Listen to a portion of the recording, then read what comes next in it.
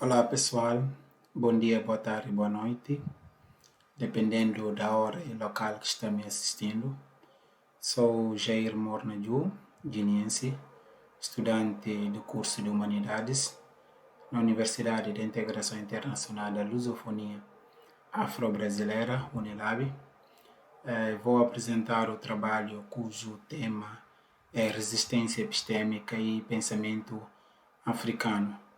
Portanto, o trabalho tem como orientadora a professora doutora Fátima Maria Araújo Bertini, participante como Jair Mornaju, assim como Julinho da Silva. Quanto mais dedicamos um pouco dos nossos tempos, para pensar ou fazer uma reflexão crítica sobre o que hoje somos, o máximo que reencontremos, sem mínimas dúvidas, é realmente a necessidade de retomarmos algumas indagações provocando debates que extrapolam os confortos que os pesquisadores e analistas sobre as questões da África já estavam acostumados, porque de certa forma depois da independência dos países africanos foram feitas várias reflexões sobre aquilo que as sociedades africanas, aquilo que é o desenvolvimento do próprio continente. Portanto, fazendo um recorte, há uma série de preguiça, muitas das vezes observada junto àqueles que o destino da África está entregue, muito dos nossos pesquisadores que de alguma maneira são responsáveis e responsabilizados pela imagem que o continente tem tido projetado ao longo do seu tempo. Portanto, há necessidade grande de assumirmos as nossas responsabilidades, no sentido de intermediação que visa uma saudável e estatística componente para melhorar as nossas relações internas entre os povos dos países. Porque, de certa forma, o avanço do continente vai depender exatamente daquilo que é a organização interna. Portanto, é necessário pensar uma África a partir de uma perspectiva endógena. Posto isso, o trabalho pauta-se na compreensão das complexidades presentes naquilo que se verifica em África, que desde a sua ingovernabilidade, empréstimos ou fundamentalismo conceitual exógeno em África, seja lá pelas agendas que foram impostos pelo continente, as instabilidades e confrontos étnicos, religiosos, que de certa forma são presentes em diferentes estados africanos. Portanto, isso é necessário pensar a África a partir das ações sociológicas para realmente entendermos os princípios africanos, a partir delas estabelecer os meios que possam resolver o problema interno para depois avançar o continente face aos outros continentes. Metodologicamente, decidiu-se adotar nesse trabalho o conduto metodológico qualitativo, por parecer-nos mais viável para fazer uma análise naquilo que tem a ver com a literatura africana, sobre o assunto que nós propomos. A pesquisa qualitativa visa analisar e compreender o sentido que uma determinada sociedade concede a um fenômeno ou acontecimento que ocorre dentro dela. Croswell, 2010. No entanto, fazemos um mapeamento dos debates teóricos existentes sobre essa temática. Essa análise tem como centro o conteúdo obtido através da pesquisa bibliográfica, isto é, a partir dos livros, artigos e ensaios que discutem a temática que trabalhamos, segundo Lacato e Marconi, 2010. Se pressupomos a versão de romantismo nascido como eurocentrismo egocêntrico do colonizador para efetivamente escamotear a África, torna-se a céu aberto compreender que Toyin Falola, 2007, aquilo que vem sendo o seu pensamento, tinha estado a caminhar passo seguro para o que tem sido necessário invocar a debate.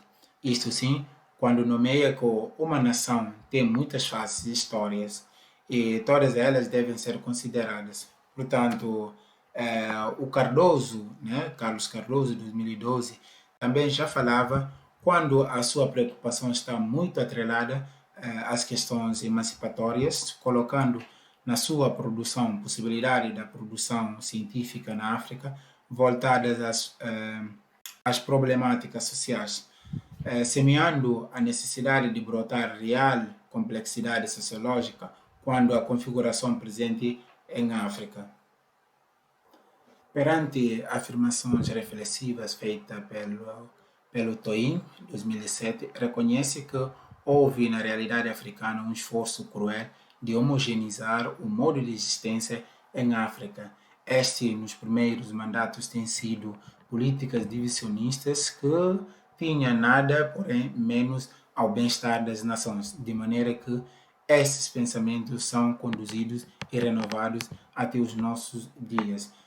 De certa forma, esse pensamento, o autor demonstra a necessidade de fazer uma ruptura naquilo que vem sendo o discurso sobre o continente, de tentar homogeneizar o modo de existência em todo o continente. Então, é necessário reconhecer as diferenças, né, presentes no próprio continente.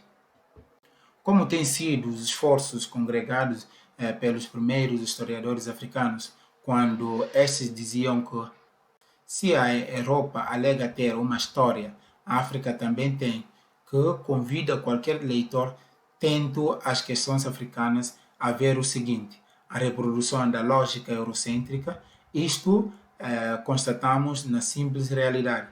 A África tem a história, a Europa tem a história. Isso sim deve ser chamado de equidade ou igualdade, contrário à subalternização, inferioridade e o escravismo.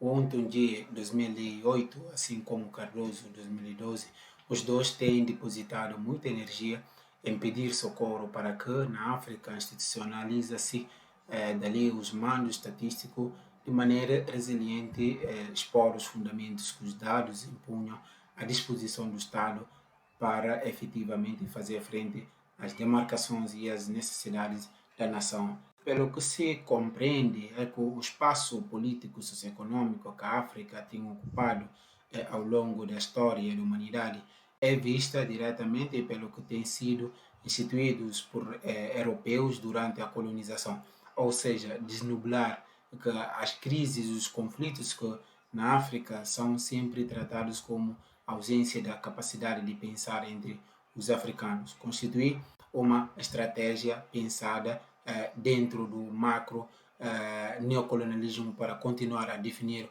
o que consumimos. Portanto, essas narrativas pseudocientíficas sobre a África, que de certa forma acabam discursando, né, a partir de um pensamento exógeno. Por conseguinte, fica mais que evidente a abdicação de turismo científico por parte dos intelectuais africanos, a criação de agências de pesquisa credíveis e comprometidos com as necessidades prévias e de longa duração para os povos africanos.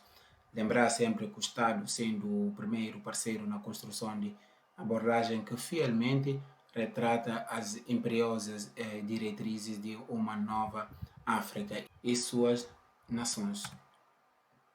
Isso tudo tem uma simples explicação: promover, do ponto de vista sociológico, a espelhação da complexidade presente na África com vista a restituir o pluralismo enquanto modo de vida. Também, se no mínimo há a noção de rede e interação para o funcionamento do Estado-nações africanas construída com base no que deve prevalecer, isto é, a coerência minimamente exigida para as produções e gestão epistemológica, não tardará sem se falar numa África renovada. Mas para isso, tornar urgentemente uma realidade, nós precisamos assumir as nossas responsabilidades direcionadas à não banalização do ofício da pesquisa no continente. Essas são as nossas referências que usamos ao longo do trabalho. Portanto, vamos aproveitar essa oportunidade, agradecer à Universidade de Integração Internacional da Lusofonia Afro-Brasileira, UNILAB, pela oportunidade que nos deu de participar na 8ª Semana Universitária. Obrigado a todos.